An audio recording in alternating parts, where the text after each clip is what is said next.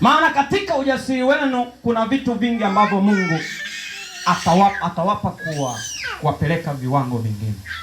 Kwa sababu akiangalia ujasiri wako anakuongezea kitu kingine. Unaweza ukajikuta unadhubutu kufanya mambo makubwa. Pamoja ni mwanamke. Watu wanaulizana, yule mwanamke mbona kama ni mwanamke tu lakini anafanya mambo makubwa kiasi hicho? Kwa sababu gani? Ni jasiri. Amina. Hana uoga. Amen. Anajiamini. Anamwamini Mungu aliye naye. Amen.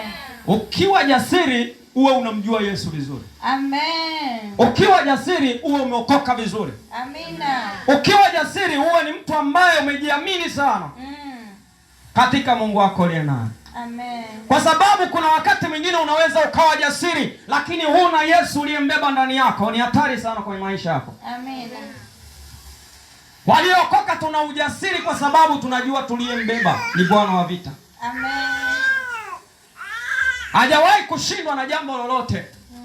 Hata kama unapita kwenye mlima anapita na wewe. Hata kama unashuka kwenye mabonde anashuka na wewe. Amen. Hata kama unapita katikati ya uvuli wa mauti yuko pamoja na wewe. Amen. Hata kama unapita katika maji mengi hayakugharirishi, maana yuko pamoja na wewe. Amen. Haleluya. Amen. Huyo ndiye tuliye naye.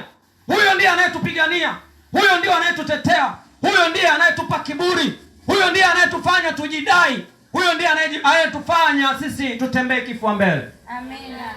Haleluya. Amen. Ogopa sana mtu ambaye amemjaa Yesu ndani yake. Akija mtu na mapepo, anapigwa fire, analipuka, anaponywa.